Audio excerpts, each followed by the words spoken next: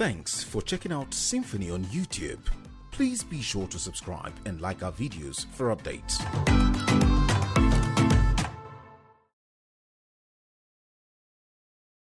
I'm not really sure that, because I'm not really sure that religion is part of it. I think people are using religion as an excuse. It's purely from my own observation. It is transnational people coming into the country who want to grab the indigenous Nigerians' land. And at times they use the religion as an excuse.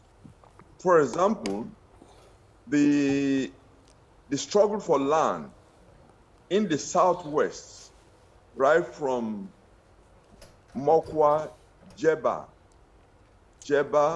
to Okogun in Ogun State. The whole of that West, most of the people who live there are Muslims, but those who are attacking them are mainly foreign Fulani herdsmen.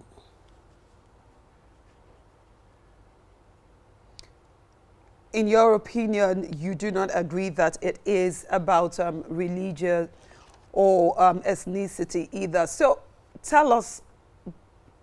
No, it's about ethnicity. Don't get me wrong. It is not about religion. It's not religion, because religion is only being used as an excuse. I've given you the example that most of the people in the Southwest being attacked are mostly Muslims. All right, let's look at the current situation of things. During our newspaper headlines review this morning, the president again is talking tough to clamp down and arrest those who are bearing illegal arms and ammunition. And as pointed out by one of our guests, there is a difficulty, or it seems as if the government has a difficulty of mopping up these small arms and light weapons, yet they're everywhere in the country. The president has continued to talk tough on this matter, but we don't seem to be moving so much in achieving, in conquering, this fight against bandits and terrorists. Thank you for that observation.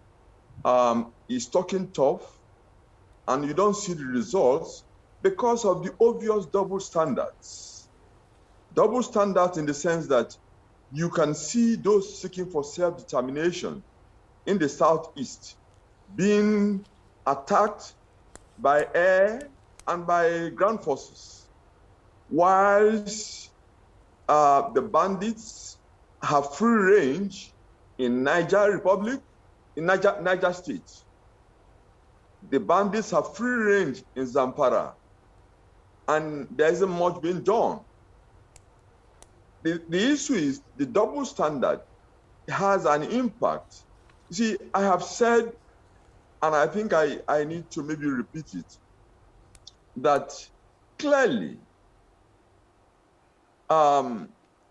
we have a national security risk in the sense that we have, as obviously becoming a despot and a nepotistic president who, in being nepotistic, is putting us in a harm's way.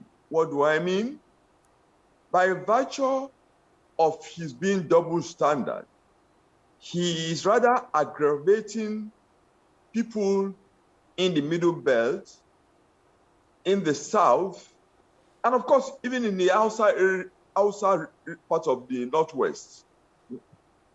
Because of his weaknesses, people are being killed, and these people are now forced to resort to self-defense in a way that is becoming do-it-yourself kind of self-defense, which is dangerous. So to that extent, we are experiencing a national risk, which is, which is due to our having ineffective highest command of our national security. Because many a times, the president delegates his functions to those who should be at the level of higher or higher command. He has not set the leadership. He has not set the grand strategic direction for which the military to follow. And once you have a situation where there is ineffective leadership, the military will not do as much. You could see in Israel, the outgoing prime minister of Israel, he was an effective leader. And because he was effective, and because he set up the highest effective command, the Israeli army could deal with his challenges. So again, this cliche of that an army of sheep led by a lion would defeat an army of lions commanded by a sheep. All right, Colonel Nyiam, let's talk about the challenge of coordination. I don't know whether you've identified that as a challenge yourself as well. I'm talking in terms of what the president feels he's doing at the center and what's going on at the state. Last week, he said that, look, governors should go back and deal with the security situation in their states. And that generated a whole lot of backlash from some governors in the country who say, look, you're still the one in charge of all the apparatus and architecture of defense and security in the country. Why is the president, thinking differently when it comes to issues of security? Why does he think that the governors have the capability of dealing and sorting out the issues they have in their respective states? I mean, clearly, as was said by one of the governors, I think the Governor Wike, the president is passing the ball, because it also illustrates the incompetence of the president, in that he would have known that he is the only one who is the commander-in-chief of the armed forces. He would also know that he's the only one who appoints the IG, Inspector General of Police, which is against the norm in every Federal Republic democracy. The powers are all concentrated in his hands. So for him to be asking governors, who are only chief security officers in name, who haven't got the wherewithal, I would say it is unbecoming of the president. The president should have known clearly that the contradictions of this existing constitution doesn't give the governors rights. And of course, I'm not surprised why some of the governors are rising up to the challenge, which is by they're beginning to do away the contradictions in the existing constitution. One of the contradictions is that you say a government primary duty is security and welfare of the people, and yet they don't have the enabling tools. So that's why one commends the governors for going for their own homeland security outfits, as has been done in the Southwest, and I think it's been begun in Edo and Delta, where the governors there are making sure that they safeguard the lives of their people. To what extent? Okay. And I do pray the other governors do the same. That is, have the equivalent of a Amatekun in their states, and above all, have, like in the Southwest, a means of that the self forces can network. All right. So collaborations, coordinations, these are crucial things to help Nigeria conquer insecurity. You are a retired colonel, Mr. Tony Nyiam. let's look at the coordination, collaboration between security agencies across, across board. We've seen situations where the lack of synergy has caused more harm than done any good at all. From where you stand, how do you see that synergy now? Because recall that earlier in the year, the Air Force fired shots at the ground forces, at the Nigerian Army ground forces in Borno, I believe, and that killed a couple of soldiers. So this kind of lack of synergy obviously has its downsides. What's your take, and what have you seen? Has there been any change? Is there an improvement in coordination? I have over the years been advocating for our emulating the British and the Americans. You would remember, after the 9/11, the Americans had to resort to coordinating all their intelligence agencies under the Office of Director of National Intelligence. I have been advocating that in Nigeria. And in the area of military command, most countries have moved from the kind of separate commands we have, the Army, the Air Force, that when it comes to operation, they've moved to what is called joint command or unified command. I have advocated that apart from having the Chief of Army Staff, Chief of Air Staff, Chief of Naval Staff, there's a need for a chief of joint operations, and there's a need for a joint operations command. In other words, the troops, that is the forces which are on high readiness, have to be under a command. And that command would then, there will be the link between the commander-in-chief and all the joint task force commands or all the commanders in the field. This is the practice in the UK. And in the UK, whilst you have the chief of staff, the head of the army and all that, they have a forward office in the Ministry of Defense in London, but there is really a joint command, high command of the British forces away from London in a very quiet area where they can plan, where they can carry out scenarios and think ahead and coordinate all the forces in operation.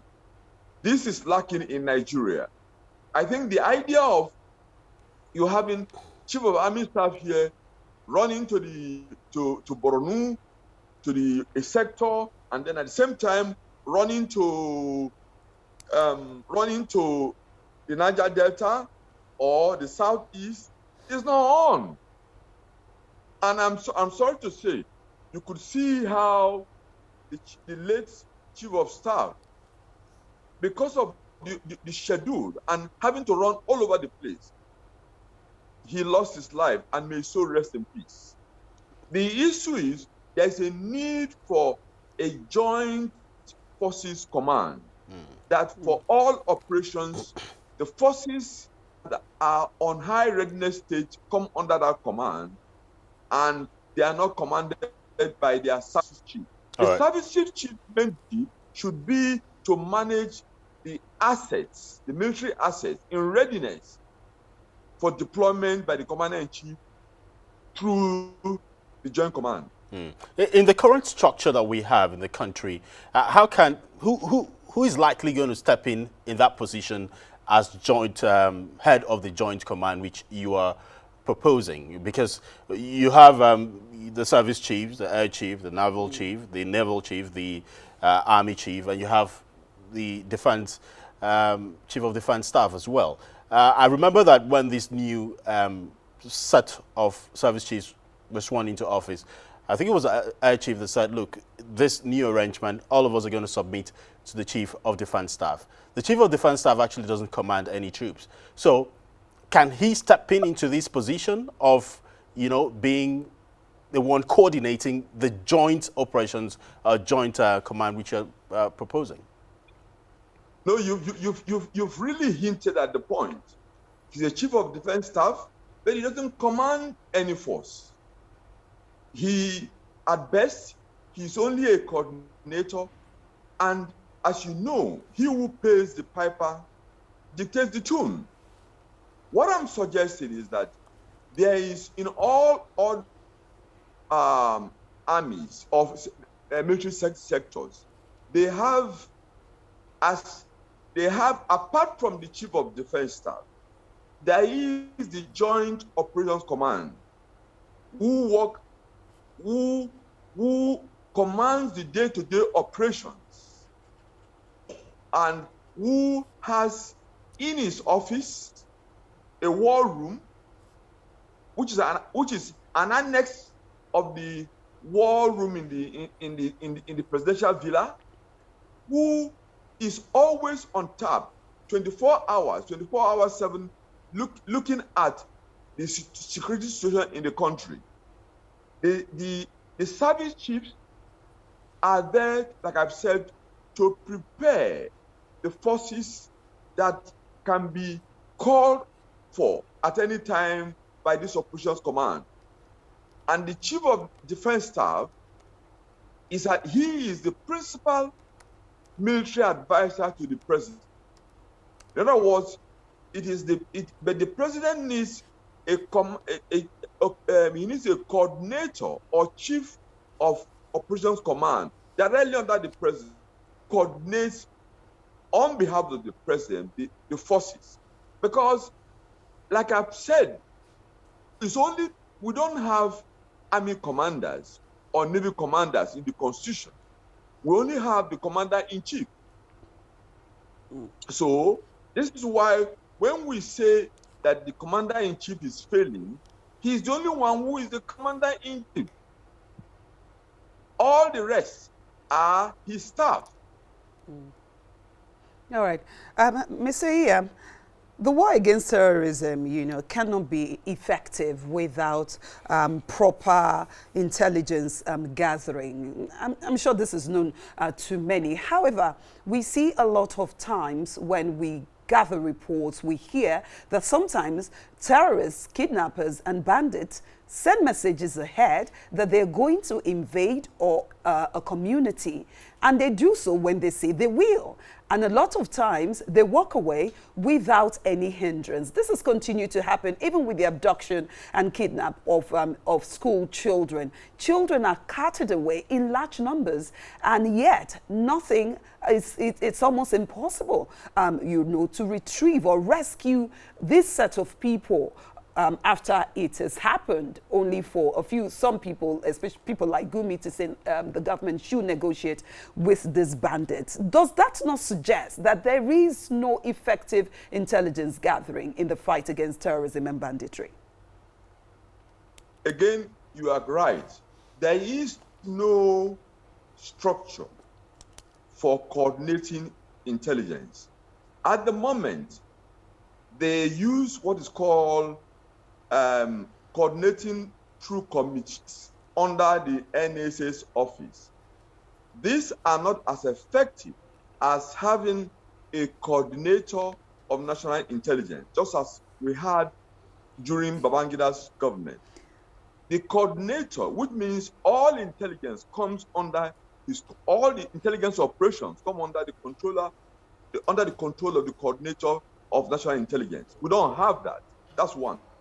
Secondly, we are very in an area of what I'll call innovations. Who I would have thought, and there are many companies who have been trying to sell the idea of using drones in Nigeria. Because with drones, for example, take the Abuja Kaduna route. if you had drones, the drones will identify any bandit or threat anywhere. And those drones are usually connected to those who are called first responders, who would automatically take action. But we have refused to use drones. We have refused to allow the locals to be involved in their own defense.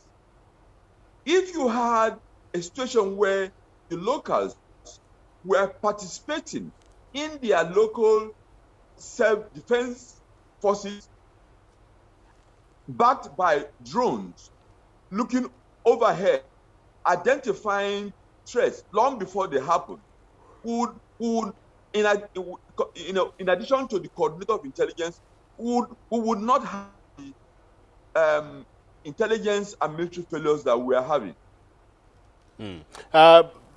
Colonel Nyiam, quickly as we sign off, within a minute, is it possible for the state to fill in this gap? I mean, you've talked about the use of technology such as drones.